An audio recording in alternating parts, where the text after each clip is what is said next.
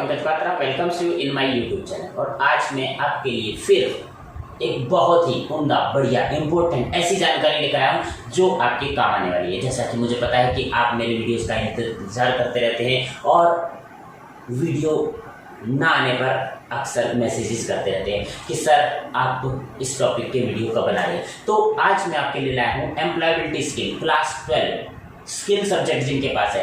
अगर आपके पास skill subject नहीं है तो भी ये इन्फॉर्मेशन आपके काम आने वाली है और आज वाली इन्फॉर्मेशन कंपटीशन के एग्जाम में आपको बहुत ही काम आएगी।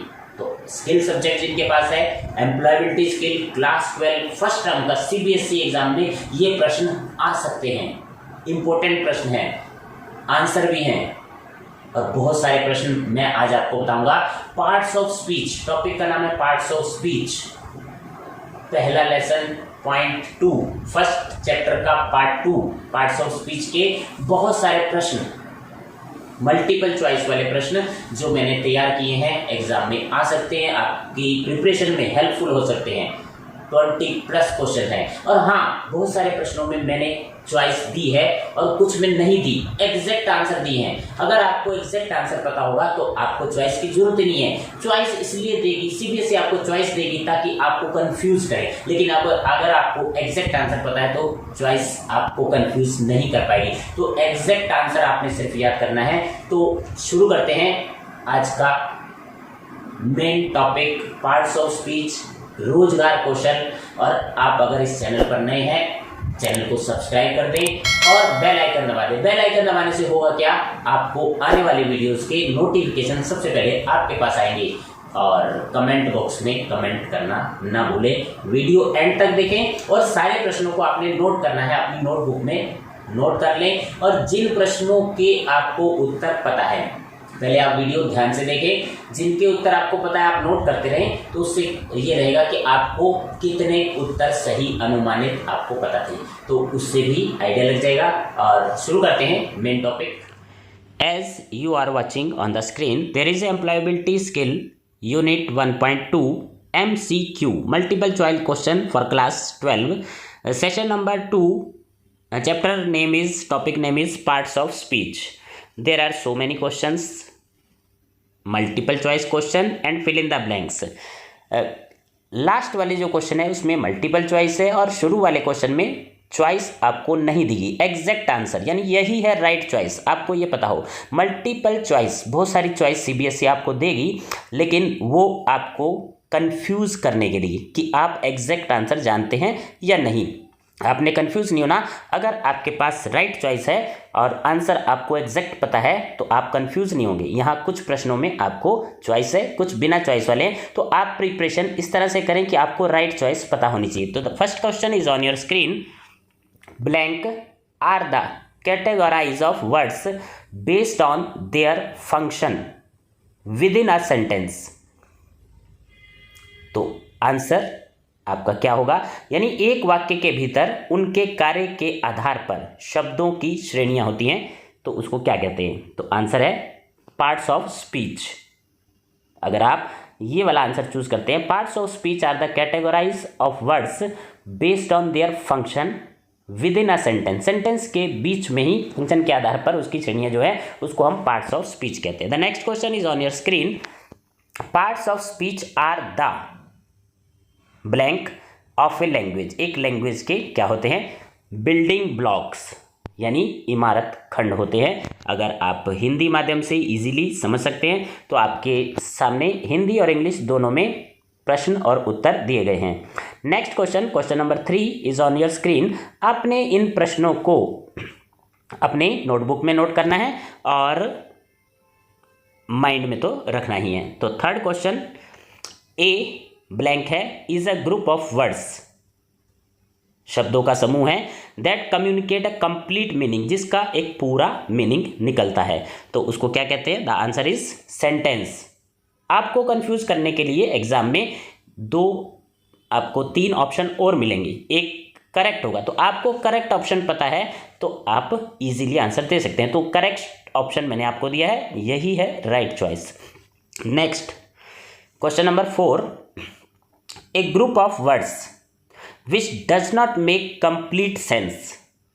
एक ऐसा शब्दों का समूह जिसकी कोई पूर्ण अर्थ नहीं होता, उसको हम क्या कहते हैं? तो आंसर है फ्रेज कहते हैं। तो आपने कंफ्यूज नहीं होना, अगर आपको चॉइस मिलती है तो फिर भी आपका आंसर यही रहेगा, वाक्यांश या फ्रेज हिंदी में। Next question, question number 5। A sentence always begins with a. Sentence जो है शुरू होते हैं किससे? इंग्लिश वाले जो सेंटेंस होते हैं, and ends with a full stop, और उनके एंड में फुल स्टॉप आता है। शुरू में किस तरह से शुरू होते हैं?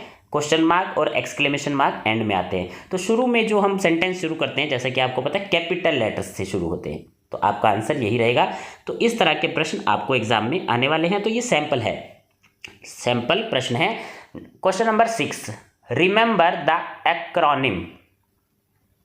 याद रखना है acronym to know the rules of capital letter. Capital letter के रूल को याद रखने के लिए जो है संक्षिप्त नाम कौन सा हमें याद रखना चाहिए? एक्रोनिम यानी संक्षिप्त नाम। तो उसका संक्षिप्त जो है लेटर जो नाम है वो MINTS यानी mints.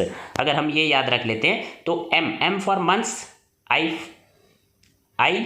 Names, title and starting letter of sentence, तो ये सारे कैपिटल होते हैं। तो अगर आप मिंट्स याद कर लेते हैं तो ये शॉर्ट फॉर्म आपको याद रखनी है।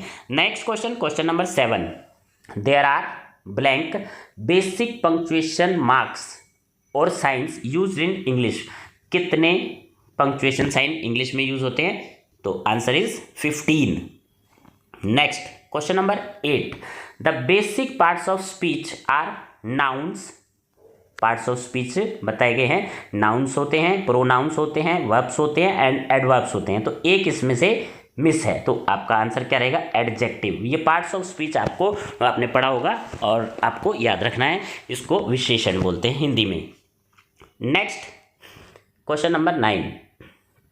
शुरू में ब्लैंक है। Are words that refer to a person, place, thing और आइडिया। ऐसे शब्द जो किसी व्यक्ति, स्थान, वस्तु या विचार को प्रकट करते हैं वो क्या होते हैं? संज्ञा। हिंदी में संज्ञा, इंग्लिश में नाउन। तो इसी तरह के प्रश्न आपको जो है फर्स्ट टर्म के एग्जाम में आएंगे, employability skill. Next question number 10। Pronouns is a word used in place of a blank है। प्रोनाउन जो है वर्ड्स होते हैं जो किसके स्थान पर यूज होते हैं?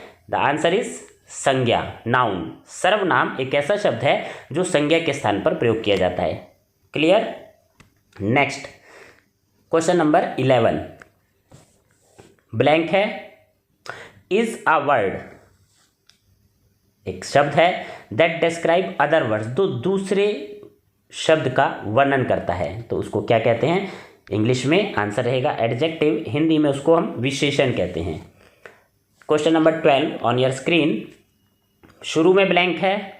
Is word that shows action. ऐसा शब्द है जो एक्शन यानी क्रिया को दर्शाता है, तो उसको क्या कहते हैं?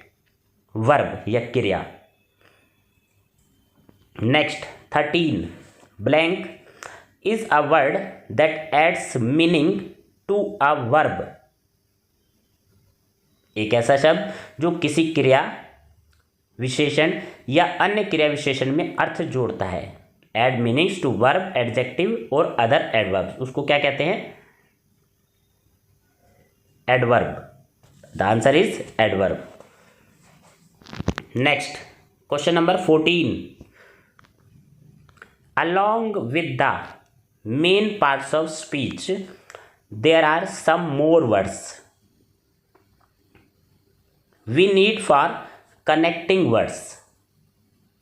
मेन पार्ट्स ऑफ स्पीच के साथ कुछ और वर्ड्स होते हैं जो हमें जरूरत पड़ती है शब्दों को जोड़ने के लिए। फ्रेज, क्लॉज और सेंटेंस आर कॉल्ड, उनको क्या कहते हैं? भाषण के मुख्य भाग के साथ कुछ और शब्द भी हैं जिनकी हमें शब्दों, वाक्यांशों, उपवाक्यों और वाक्यों को जोड़ने के लिए आवश्यकता होती है, और उन्हें कहा जाता है supporting parts of speech. Clear? तो ये आपका आंसर है, भाषण के सहायक भाग हिंदी में अगर कहें तो। Next question number 15। शुरू में ब्लैंक है। Conjunctions, preposition and interjections are the supporting parts of speech. यहाँ पर एक शब्द, एक वर्ड मिस है, तो ये सपोर्टिंग पार्ट्स ऑफ स्पीच में क्या क्या आते हैं? And the answer is article, conjunction, preposition, interjection are the supporting parts of the speech. तो इसको शब्द वर्ग या आर्टिकल कहा जाएगा। Next question number 16, articles are generally used before. ये ज़्यादातर किससे पहले आते हैं? आर्टिकल आमतौर पर से पहले, संज्ञा से पहले, नाउन से पहले यूज होते हैं। Next question number 17, there are 3 articles. 3 प्रकार के आर्टिकल होते हैं इंग्लिश लैंग्वेज में। पहला है ए, दूसरा है एन और तीसरा गायब है। तीसरा आपने बताना है, तो ए, एन और the. Clear? Article an is used before words with a sound, बीच में ब्लैंक है, with a blank sound. Article an कहाँ यूज होता है? तो साउंड, वावल साउंड से पहले हम एन यूज करते हैं। ठीक है, वावल ध्वनि से पहले। नेक्स्ट प्रश्न संख्या 19, article a is used before nouns starting with blank sound. किस साउंड से पहले हम ए यूज करते हैं? कॉन्सोनेंट की साउंड से पहले। एन जो है वावल साउंड से पहले होता है और कॉन्सोनेंट साउंड से पहले ए यूज करते हैं। Clear? Next question number 20, article blank है is used to refer to specific और पर्टिकुलर वर्ड्स। ये जो आर्टिकल है पर्टिकुलर वर्ड से पहले यूज होता है। कौन सा आर्टिकल होता है? द। आर्टिकल द का प्रयोग विशिष्ट या विशेष संदर्भ शब्दों के संदर्भ में किया जाता है। क्लियर? अब जो नेक्स्ट क्वेश्चन है उसमें आपको मल्टीपल चॉइस दी है, यानी बहुत सारी चॉइस है। चॉइस आपको कंफ्यूज करने के लिए होता है। अगर आपको एग्जैक्ट आंसर यही है, राइट चॉइस पता है, तो आप कंफ्यूज होंगे नहीं। तो ऊपर वाले प्रश्नों में आपको चॉइस नहीं दी है, एग्जैक्ट आंसर बताया है। अगर आप चॉइस में कंफ्यूज नहीं होना है, आपको एग्जैक्ट आंसर पता होना चाहिए। अब नीचे कुछ प्रश्नों में आपको चॉइस देते हैं, देखते हैं आप सॉल्व कर पाते नहीं। What is a sentence? अब सेंटेंस क्या होता है? पहला ऑप्शन है a group of ideas that form a complete paragraph, या फिर a group of words that communicate a complete thought, या फिर a set of rules that we must follow to write correctly, और नेक्स्ट चॉइस है a set of words that contains basic punctuation marks. अब इन 4 में से आपको exact answer choose करना है। तो आंसर मैं आपको बता देता हूं कि वाक्य क्या होता है। A group of word that communicate a complete thought, और यही वाला आंसर आपने चूज करना है। ऊपर वाले प्रश्नों में चॉइस नहीं थी, आपको एकदम एग्जैक्ट आंसर बता दिया गया था, यहाँ आपको चूज करना है। और next question number 22, which of these sentences capitalize correctly? कौन सा सेंटेंस करेक्ट कैपिटलाइज किया गया है? जैसे आई एम हंगरी, जहां बीच बीच में आपने कैपिटल देखना है कि कैपिटल ठीक किया है। Divya and Sunil are reading, the bucket is full of water, she lives in Delhi. तो आंसर क्या है? आपके सामने है answer, she lives in Delhi. Next question number 23, which of these sentences punctuated correctly? इसमें पंक्चुएशन साइन आपने देखने हैं कि करेक्ट पंक्चुएशन साइन यूज हुए हैं या नहीं। Where are you going, full stop, I have a pen, a notebook and a pencil, full stop, I am so happy to see you, exclamation mark use हुआ है, this is my house, full stop. तो इनमें से कौन सा वाक्य सही ढंग से विरामित है? तो this is my house full stop वाला सेंटेंस सही है। कहीं क्वेश्चन मार्क आता है, कहीं एक्सक्लेमेशन आता है, कहीं फुल स्टॉप आता है। तो आपने देखना है, आपको ये रूल पता होने चाहिए कि कहाँ ये यूज़ होते हैं, तभी आप पहचान पाएंगे कि सही उत्तर क्या है। तो ये आज वाले प्रश्न आपने नोट कर लिए होंगे और उम्मीद है आपको ये वीडियो बहुत अच्छा लगा होगा। इसी तरह के और वीडियो देखने के लिए आप ऊपर आई बटन जो है वीडियो में बीच में जहां आई बटन आया वहां क्लिक करेंगे तो आपको पता लग जाएगा कि अन्य वीडियो किस तरह से आपको, और अगर आप इस चैनल पर नए हैं चैनल को सब्सक्राइब करेंगे और बेल आइकन प्रेस करेंगे, आपको और आने वाले नए नए वीडियो आपको उसकी सूचना मिलती रहेगी। Thank you for watching.